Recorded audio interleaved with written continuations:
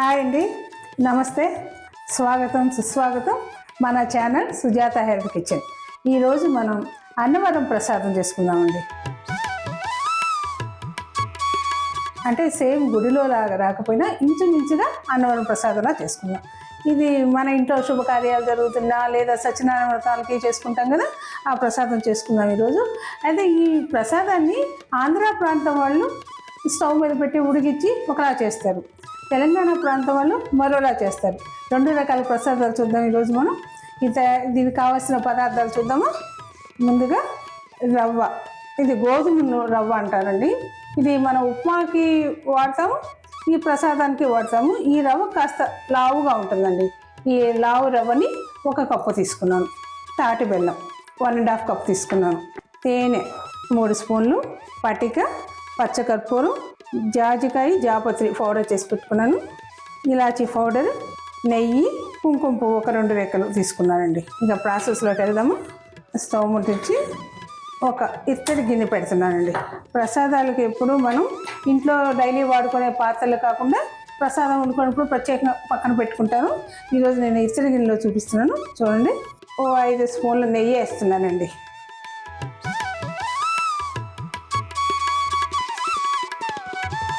నెయ్యి హీట్ ఎక్కిందండి.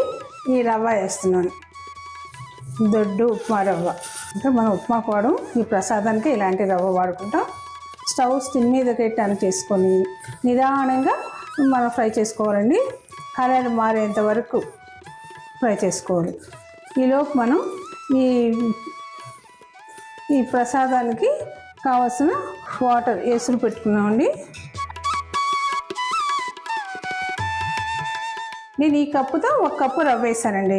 ఇదే కప్పుతో 5 కప్పుల వాటర్,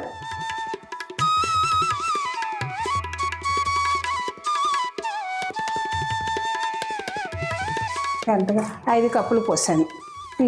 ఈ రవ్వ మన కలర్ మారి తేమ వచ్చేంత వరకు సిమ్లోనే ఫ్రై చేసుకోవాలండి. చూడండి, రవ్వ ఇలా వేగి కలర్ మారింది, పైగా తేమ కూడా వచ్చింది. ఇప్పుడు ఈ పక్క స్టవ్ మీద ఎసురు కాసుకున్నాం కదా, ఈ వాటర్ పోసేద్దాం. 5 కప్పులు కాసుకున్నాం కదా. ఈ రవ్వను పూర్తిగా ఉడకనిద్దామండి. ఈ రవ్వ ఉడికించుకోవటం కూడా సిమ్లోనే ఉడికించుకోవాలి. మంట పెద్దది పెడితే మాడిపోతుంది. మధ్య మధ్యలో కలుపుకుంటూ ఉడికించుకోవాలి. ఈ ప్రసాదాన్ని మన తెలుగు వాళ్ళే 2 రకాలుగా చేస్తారండి.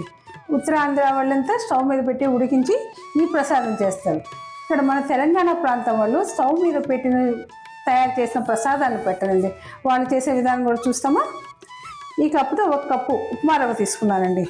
అదేమో గోధుమ రవ్వ, ఇది ఉప్మా రవ్వ. ఇందులో హాఫ్, అంటే మనం ఈ కప్పుతో రవ్వ తీసుకున్నాం కదా, అదే కప్పుతో 1/2 కప్పు షుగర్ వేస్తున్నాను.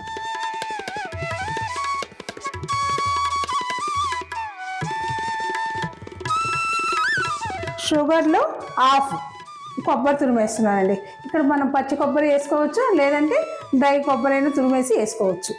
మీకు ఏది ఇష్టం ఉంటే అది వేసుకోవచ్చు. ఇంకా డ్రై ఫ్రూట్స్, జీడిపప్పు, బాదం పప్పు పలుకులు, కిస్మిస్ వేసి కలుపుతారండి. ఇది కూడా ఒక రేషియో ప్రకారం, అంటే కేజీంబావు అలా కలుపుతారు. ఇలా సింపుల్గా కలిపేసి స్వామివారికి అర్పిస్తారు. మీ కుటుంబ అనవాయితీ ఏ టైప్ ఉంటే ఆ విధంగా చేసుకోండి. అంటే కొన్ని ప్రాంతాల వాళ్ళు ఇలా స్టవ్ మీద పెట్టి ఉడికించి చేస్తారు, కొన్ని ప్రాంతాల వాళ్ళు ఇలా చేస్తారు. మన పెద్దవాళ్ళ నుంచి మనకు ఆచార వ్యవహారాలు అనేది వస్తాయి కదా, కుటుంబ ఆచారాన్ని గుర్తుపెట్టుకొని ఫాలో అవ్వండి. తెలంగాణ స్టైల్ అన్నవరం ప్రసాదం రెడీ అయిపోయిందండి. ఈ ప్రసాదాన్ని ఒకసారి కలుపుకున్నాం. రవ్వ పోసాం కదా, పూర్తిగా ఉడకనివ్వాలండి. సిమ్లోనే ఉడకాలి, కొంచెం టైం పడుతుంది. మనం హై పెడితే మాడిపోతుంది, పైగా పొంగిపోతుంది కూడా. మధ్య మధ్యలో కలుపుకుంటూనే ఉండాలి. ఈ రవ్వ ఉడికిందండి. నాకు ఒక 10 to 15 minutes టైం పట్టిందండి ఈ రవ్వ ఉడికేందుకు. ఈ ఉడికిన రవ్వను నేను ఇక్కడ తాటి బెల్లం వాడుతున్నానండి.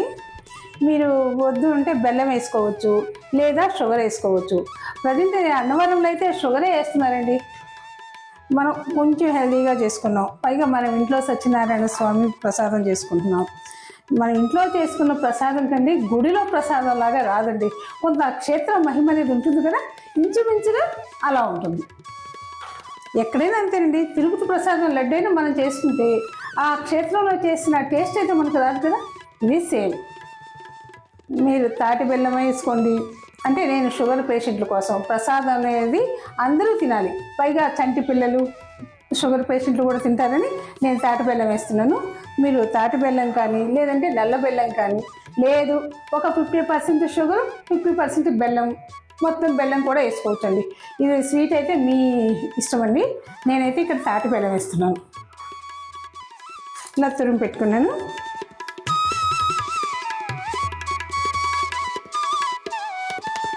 ఈ తాటి బెల్లం కరగాలండి. నా స్టవ్ సిమ్లోనే ఉండాలండి, హైలో పెడితే మాడిపోద్ది. ఈ ప్రసాదం మొత్తం మనం సిమ్లోనే నిదానంగా చేసుకోవాలండి. అంటే రవ్వ నిదానంగా ఉడికించుకున్నాము, బెల్లం వేసా కూడా నిదానంగానే ఉడికించుకున్నాం. అన్నవరం స్వామి యొక్క పూజ చేస్తే మన పాపహరణ నిదానంగా అవుతుందంటారు కదా, అలా ఈ ప్రసాదం కూడా నిదానంగానే చేసుకుంటాం. మనం ఏదైనా ఇబ్బంది పడుతున్నప్పుడు ఏదో పుణ్యకార్యాలు తొలసరిగా చేసేసిన ఆ పాప నివారణ కాదు కదా, స్లోగా అవుతుంది. అలాగే ఈ ప్రసాదం కూడా నిదానంగా చేసుకుందాం. మనం ఒక 20 మినిట్స్ వరకు సిమ్లోనే ఉడకాలండి. ఓ 2 చిటికలు పటిక వేస్తున్నానండి. అంటే ఇది పటిక బెల్లం కాదండి, పటిక స్ఫటికాల రూపంలో వస్తుంది. దీన్ని మనం ఫ్రై చేస్తే మన పాప్కార్న్లా పొంగుతుంది. దీన్ని నేను పౌడర్ చేసి పెట్టుకున్నాను. దీన్ని ఒక 2 చిటికలు వేస్తున్నానండి. ఈ పటిక వేయటం వల్ల ఈ ప్రసాదం వేడిగా ఉన్న చల్లారిపోయినా తేమ అనేది ఉంటుందండి. మీరు సత్యనారాయణ స్వామి ప్రసాదం అన్నవరంలో చూసే ఉంటారు కదా, కాస్త తేమ ఉంటుంది. ఎందుకంటే ఈ పటిక బెల్లం వేయటం వల్ల పటిక అంటారు. పటిక బెల్లం వేరు, పటిక వేరు. ఇంకా ఈ పటికని దిష్టికి కూడా వాడుతుంటారండి, ఆ పటిక ఇది.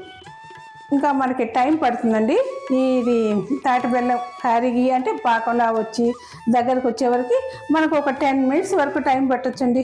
ఈలోపు మనం ఈ తాటి బెల్లం వల్ల ఉన్న ఉపయోగాలు తెలుసుకుందామా.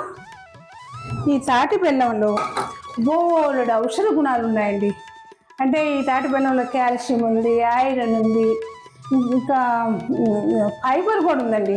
ఫైబర్ ఉండి మన జీర్ణశక్తిని పెంచి మలబద్ధకాన్ని రానివ్వదు. ఇంకా నరాలకి ఎముకలకి స్ట్రెంగ్త్ ఇస్తుందండి. ఊపిరితిత్తుల పనితీరును కూడా మెరుగుపరిచి ఆస్మా లాంటి ప్రాబ్లమ్స్ రానివ్వదు. క్యాన్సర్ కూడానండి ప్రివెంటివ్ మెడిసిన్ లాగా పనిచేస్తుందండి. ఇంకా ఫ్యాట్ తక్కువ ఉండి అధిక బరువు ఉన్న నియంత్రిస్తుంది. అంటే అధిక బరువు ఉన్న వారిని ఫ్యాట్ తక్కువ ఉంది కాబట్టి ఆటోమేటిక్గా నియంత్రిస్తుంది. బీపీని కూడా నియంత్రిస్తుందండి. ఇంకా లేడీస్కి అయితే గైనిక్ ప్రాబ్లమ్స్ నివారిస్తుంది. మైగ్రేన్ హెడేక్ ఉంటుంది కదండి, అలాంటి వాళ్ళు ఒక చిన్న ముక్క తాటి బెల్లం చప్పరించండి, తగ్గుముఖం పడుతుంది. సో ఇన్ని ఉపయోగాలు ఉన్నాయి ఈ తాటి బెల్లాన్ని. మీరు కూడా వాడుకునేదానికి ట్రై చేయండి. ఉడికిందేమో చూద్దామా. ఇంకా టైం పడుతుందండి.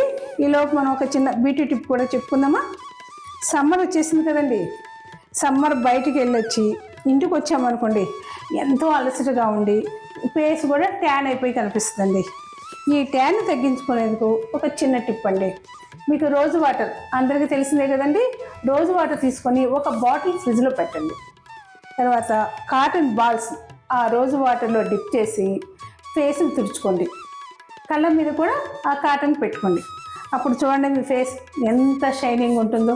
పైగా మనకి ట్యాన్ రిమూవర్ లాగా కూడా పనిచేస్తుంది. మీరు ట్రై చేస్తారు కదా. జాజికాయ పొడి, జాపత్రి దంచి పెట్టుకున్నానండి, దీన్ని వేస్తున్నాను. ఇలాచీ పౌడర్ అండి, పావు స్పూన్ వరకు ఇలాచీ పౌడర్ వేస్తున్నాను. మనకి ఇంట్లో అప్పుడప్పుడు అన్నవరం ప్రసాదం ఎంత పెడతారండి, తక్కువే పెడతారు కదా. ఆ ప్రసాదం అప్పుడప్పుడు మనకు తినాలనిపించినప్పుడల్లా మనం అన్నవరం వెళ్ళలేం కదా. ఎవరో తెచ్చిన ప్రసాదం ఎంత పెడతారు, అలా తినాలనిపించినప్పుడు ఈ విధంగా ట్రై చేయండి. ఇక మనం అన్నవరంలో మనం వ్రతం చేయించుకున్నాక ఈ ప్రసాదాన్ని ఆకులో పెట్టి ఫోల్డ్ చేసి ఇస్తారండి. ఆ విస్తరాకు ఘమఘమ ఈ ప్రసాదానికండి ఎంత బాగుంటుందో.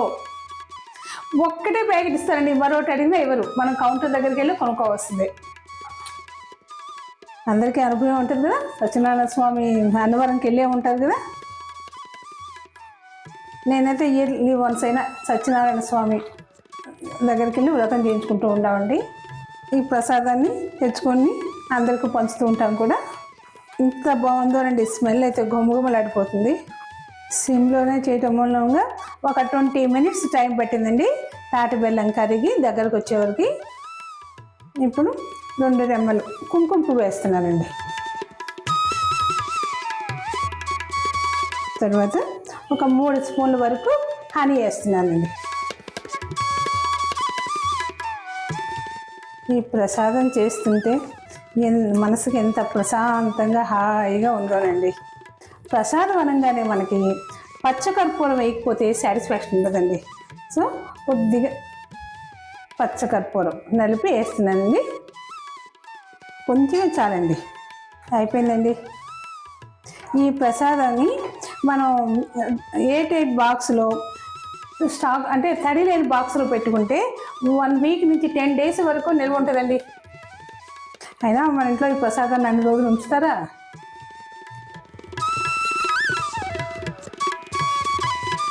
అన్నవరం వీర సత్యనారాయణ ప్రసాదం రెడీ అయిపోయింది. దీన్ని ఇలాగే తినచ్చు, లేదా ఇంకొంచెం చల్లార్చి అంటే స్వామివారికి నివేదించిన తర్వాత అండి లడ్డూలాగా కూడా చుట్టుకోవచ్చండి. ఆంధ్ర ప్రాంతం వాళ్ళు ఈ ప్రసాదాన్ని చేస్తారు, మన తెలంగాణ ప్రాంతం వాళ్ళు ఈ రవ్వ ప్రసాదాన్ని చేస్తారు. ఈ ప్రసాదం స్వామివారికి నివేదించినాక మన ఫ్రెష్ ఫ్రూట్స్ అరటిపండు, బనానా, అరటి, యాపిల్ లాంటి ఫ్రూట్స్ కూడా మిక్స్ చేసుకోవచ్చండి. కొబ్బరి ముక్కలు, పచ్చి కొబ్బరి ముక్కలతోటి మనకు పంచుతుంటారు కదా. దీంతో పాటు పంచామృతం, సత్యనారాయణ వ్రతం మాట వినగానే మనసుకి ఎంతో హాయిగా అనిపిస్తుందండి. అసలే పెళ్ళిళ్ళ సీజన్, బోళ్ళు సత్యనారాయణ వ్రతాలు చేసుకుంటూ ఉంటారు. అబ్బాయిళ్ళు చేస్తారు, అమ్మాయిళ్ళు చేసుకుంటారు. అయిపోయింది కదా, డిష్ అవుట్ చేసుకొని స్వామివారికి నివేదిద్దాం. మనం పటికి మనకు పటికి వేసాం కదండి, అందుకే ఈ తేమ ఇలాగ వచ్చింది.